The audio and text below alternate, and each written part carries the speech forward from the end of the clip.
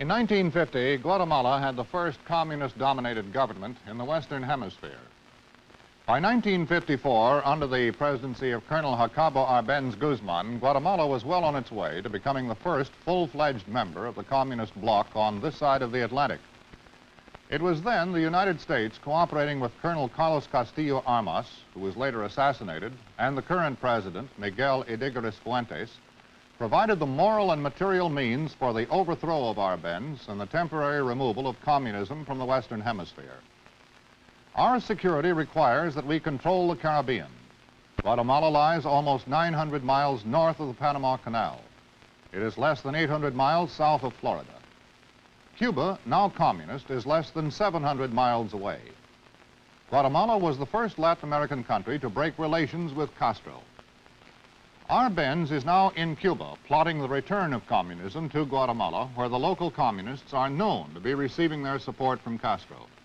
Against them stands Ydigoras, a man of positive programs and strong armed tactics.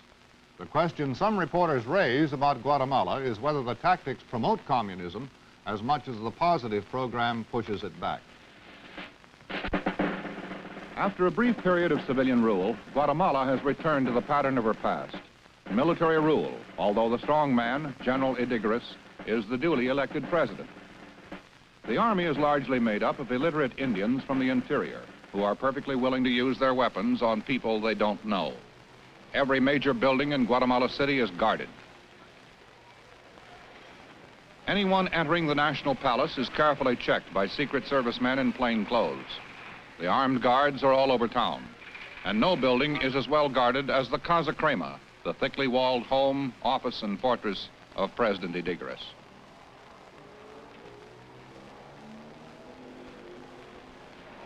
The people, unless prodded, have learned to ignore the army and stay clear of unnecessary trouble. Life expectancy here is 35 years. The Guatemalan worries only about earning enough money, 50 cents to $1 a day, to feed and clothe his family. The average city dweller, earning $160 to $300 a year, is not the customer for television sets or other appliances imported from the United States. Spaniards arrived in Guatemala. Central America was the home of the Mayan Indian and his neighbors of other tribes. Today, over 400 years later, there are no more Mayans. The conquistadores killed off their dying culture, but the Indian still remains the dominant race. More than 60% of Guatemala's 4 million people are Indians. Many of them still wear native dress.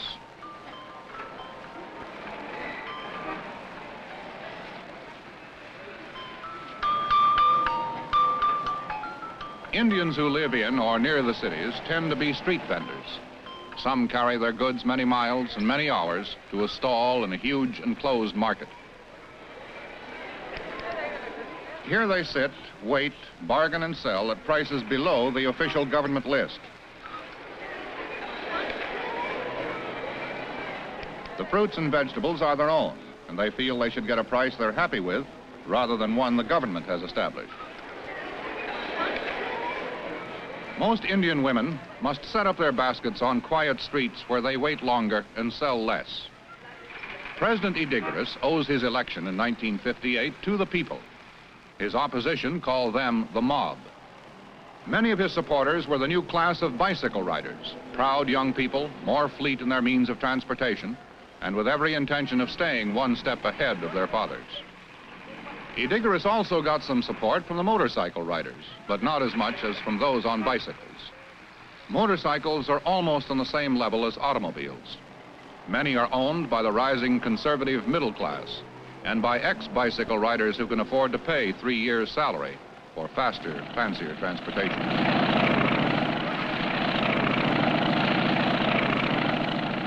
Very little support came to Ydigoras from the small middle class with their carports, television jacks, and $12,500 homes. These civil servants and small shop owners want no change and seek isolation rather than involvement. Not so, however, with the very few rich who control the wealth of Guatemala. They too live isolated lives, but their time is spent in luxurious splendor. There is no personal income tax, and in business they often evade the 48% corporate tax by falsifying their forms. There is no perjury law in Guatemala, and its chance of passage by Congress is slim. In recent years, under the threat of communism, most of their money has been flowing out of the country and into foreign banks, rather than being reinvested in the country.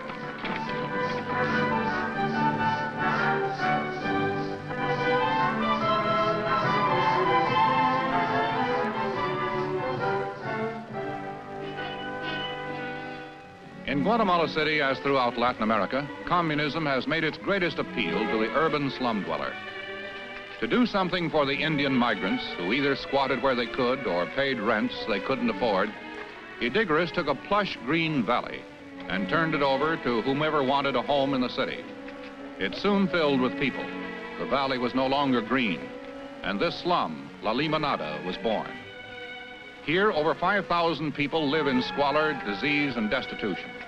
Most of the children own no shoes. Although 2 children in 5 die before their first birthday, Guatemala has one of the fastest growing populations in Latin America. The Indian comes to the city with hope and no skills. He produces large families and earns 20 or 30 cents a day. A pint of milk costs 12 cents.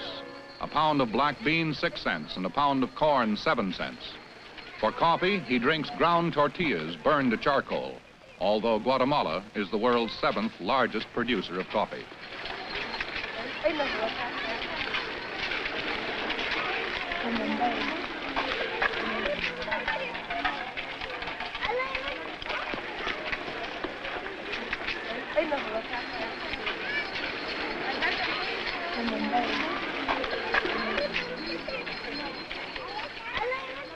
The children rarely leave La Limonada to see the big city outside.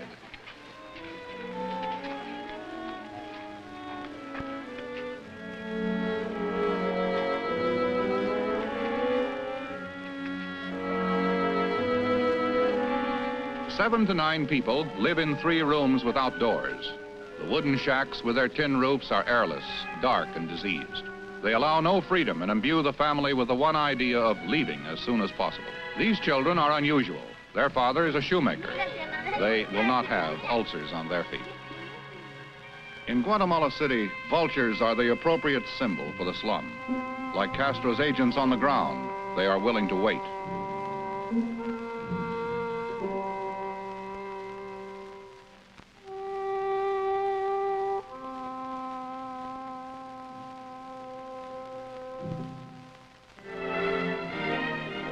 The communists gained a first foothold in Guatemala in 1944 under the administration of Arevalo. By 1950, with the coming to power of Arbenz, they had gained control of labor. By 1951, the entire government was dominated by communists. Men like Che Guevara, unknown then, were running the country for President Arbenz. There was a counter-revolution, an interregnum, then Ydigoras took power in 1958. He faced the same problems Arevalo did when he took over from dictator Ubico 14 years before. The communists had solved nothing.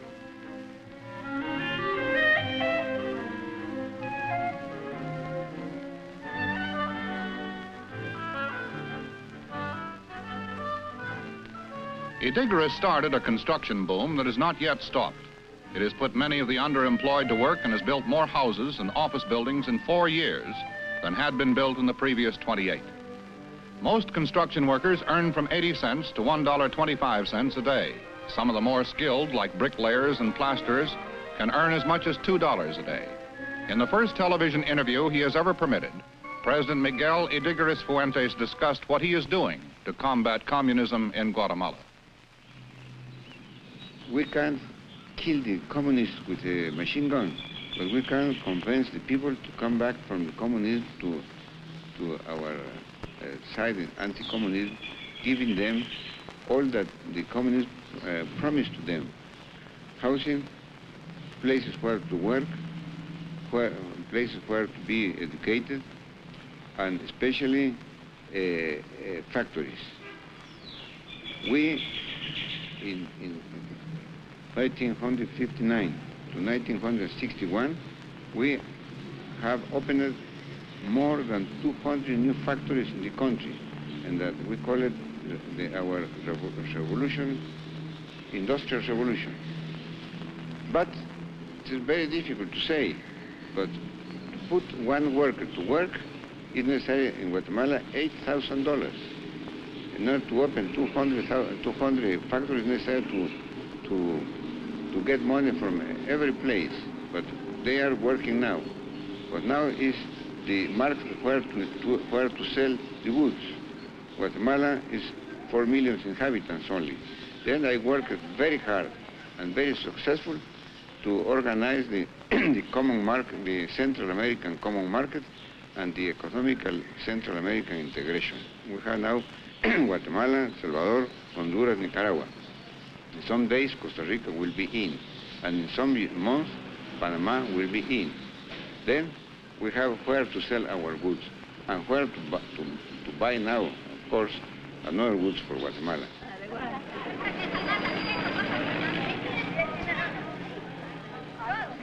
Ydigoras is always traveling around the country, and his working clothes when on tour are his many uniforms.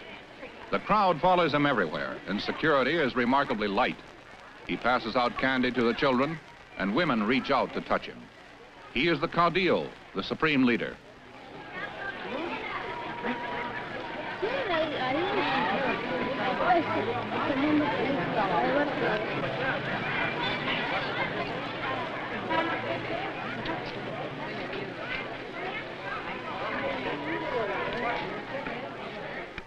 On this day, he was touring one of his pet projects, a housing development built with United States and Guatemalan money. Over 3,000 of these 4-room homes have been built under what Ydigoras calls a self-help program. Once the funds have been allocated, it's up to the community to supply the land and part of the labor. $14 a month for 20 years, and a man may own a house. Ydigoras stopped in a town without new homes or sewage. To maintain his support, he promised he would build them the things they needed. Out of candy, he found a soccer ball, tossed it to the crowd, and returned home. December 1961 saw the end of a mild honeymoon between Ydigoras and the people. The students took to the streets to protest the elections in which supporters of Ydigoras won most of the seats. Unarmed army officers did their best to break up the marchers. They did not succeed, and things got out of control. Normally quiet, Ydigoras' opposition screamed foul and demanded his resignation. The communists egged on the unstudious, politically minded students and provided the militant inspiration they needed. Ydigoras, having the backing of the army, the national police, and his private force of ununiformed judicial police, sent them out to quell the rioters and restore order. Guns were freely used.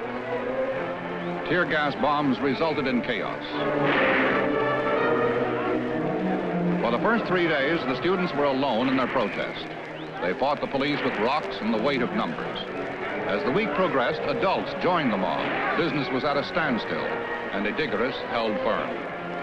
Soon the adults withdrew, licking their wounds, sorry for their feeble protest. They wondered what they would face when it was all over. Peace was not quickly restored. The demonstrations went on for months. The judicial police, in plain clothes, and the national police soon gained the upper hand.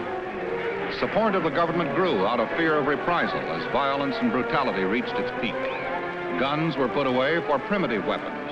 Machetes and clubs were brought out to do their work more quietly, but no less efficiently. At the end of 6 months of sporadic rioting, more than 20 were dead, hundreds wounded, and Ydigoras was still there, still strong, still, in fact, popular.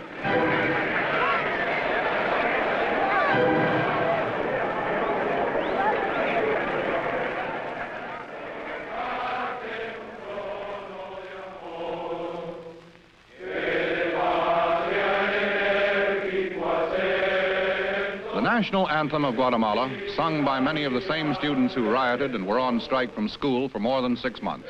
An engineering student told us he has completed 3 semesters in the last 4 years. The other 5 semesters he was organizing a demonstration or out of the country. He is the rule, not the exception. Last May 8th, the 55 student groups voted to return to school. They debated on and passed their Magna Carta for Guatemala. They asked Ydigoras to resign unless he rids his government of the monumental graft and corruption, which he says does not exist. They asked him to cut his $17,000 a month salary and to drop his $1 million a year personal security fund. They also asked that the emergency military cabinet be dissolved. and replaced with the original civilian one. Ydigoras said he would consider their demands, sent no police to the meeting, and for a change there was some peace. But the students ignored Guatemala's basic problem. 3/4 of the people live on the land, and 90% of that land is owned by 6% of the population. The Indians grow one major crop, corn. The communists tried to redistribute the land, diversify crops, and change their way of life, but they failed. Ydigoras is not doing much better. The Indians do not have a tradition of peasantry. They fear responsibility, and when farming for themselves, they are easily discouraged. Bananas were once a major crop. Bad weather, disease, and the communists' attempt to distribute the land decimated production. Bananas may soon become a minor crop.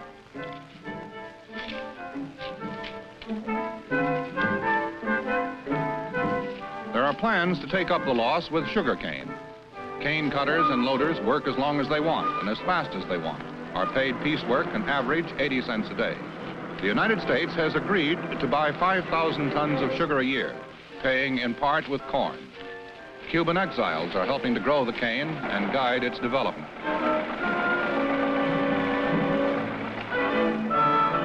Cotton exports have tripled in recent years. With the emergence of the Central American Common Market, the future of Guatemalan cotton looks good.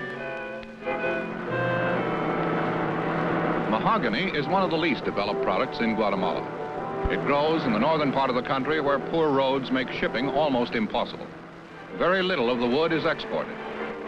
It is used locally, and most middle-class homes have mahogany doors, paneling, and windowsills that cost next to nothing. Guatemala is the world's 7th largest producer of coffee. Over the last 5 years, world price fluctuations have cost Guatemala an estimated $300 million. In a country dependent on coffee for its foreign trade, this loss has emphasized the need to diversify farming, and there is an overriding need for more education.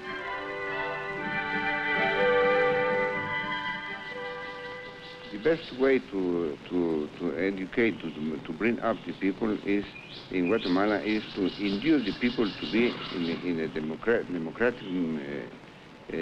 channels. Because in Guatemala we have had dictatorships for 1 year, 2 years, 5 years, 10 years, 15 years, 22 years, and 30 years. And it's very difficult now to change the mind of the people that the father, the grandfather, the great-grandfather, the great-great-grandfather were under the rule of a military boot, of a civil boot, but a dictatorship. But in another way, we are building now more schools in 2 years that 4 presidents behind me. Ydigoras spends at least 2 days of every week touring the interior in his private plane. He makes it his business to attend the opening of every new school. He believes education is the most important part of his program. Since coming to office in 1958, he has built 186 schools and promises to have another 300 completed when his term ends in 1963. 50 to 75% of the population cannot read nor write. Many of the more than 2 million Indians speak no Spanish. Teachers have to be found who speak one of the 12 known dialects, first to teach the Indian to read and write his own language, and then teach him the official and common language of the country. In his school program, supplemented with funds from the United States and the same community effort that builds homes, Ydigoras has met his greatest opposition. His opponents contend that $30,000 or $40,000 is too much for a school, and they say his schools are too elaborate. His answer is that nothing is too elaborate when it comes to education. We can't kill the communists with machine guns, he says, but we can give the people all the communists promise them, particularly places where to be educated. Ydigoras the strongman is a complete politician. He loves crowds, and apparently crowds love him. His bodyguard is always nearby and always nervous as he plunges into a crowd, shakes hands, pats heads, and does everything but kiss babies. He has the politician's essential gift of patience. He sits on the platform, watches the ceremonies, and never looks bored.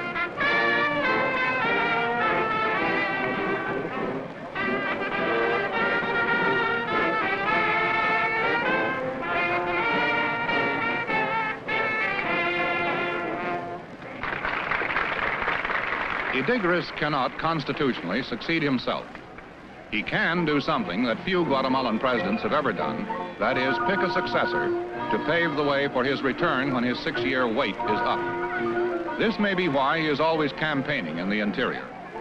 The more sophisticated people in Guatemala City do not support him. They have been too close to material improvement, and they have suffered too much by his periodic brutal suppression.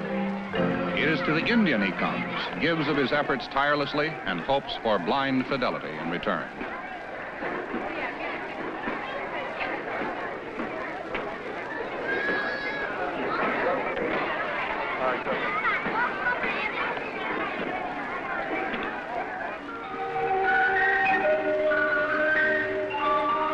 After the ceremonies were over and most of the 5,000 faithful had gone home, Ydigoras and a select group appeared to relax for the first time during the long, hot day. At lunch, the general continued talking, continued working, continued planning.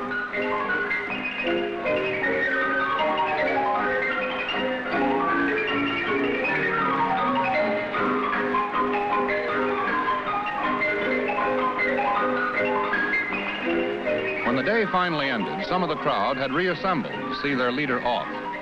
Ydigoras' aides were somewhat disturbed because he refused to hurry and insisted on shaking as many hands as possible.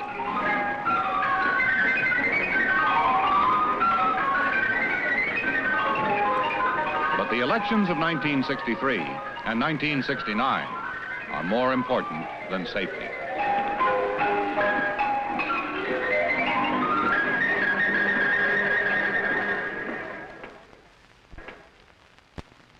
Guatemala is a classic example of a Latin American characteristic which we understand only vaguely. Namely that while each of the countries shares general characteristics of underdevelopment, poverty, lack of economic growth and capital investment, yet each country is unique. Ydigoras is a duly elected strongman. He employs most of the weapons of the dictator or police state. And yet he is running and campaigning as energetically as any courthouse politician. He erects no monuments to himself, no squares, streets, or highways bear his name or likeness. So in this respect, Guatemala is a non-classic dictatorship. One Guatemalan student, stammering and gesticulating out of his frustration, finally said to our reporter, "There is nothing here to tear down." Guatemala and Ydigoras also cause us to beware a beautiful but unreliable platitude which used to spring from our naivete. Namely, that the installation of genuine democratic processes would solve most of the problems. It's a lovely thought. Well, next week, a look at Vermont, where the rural voter is king. Chet Huntley reporting. Good night.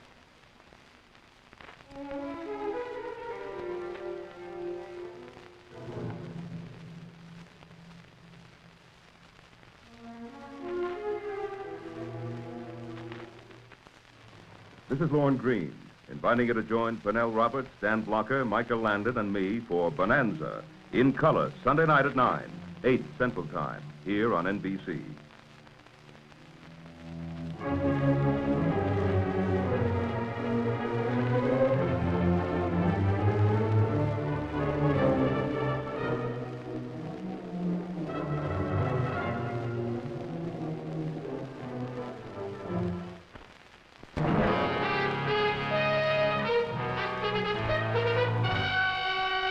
Produced by NBC News, which is solely responsible for its content.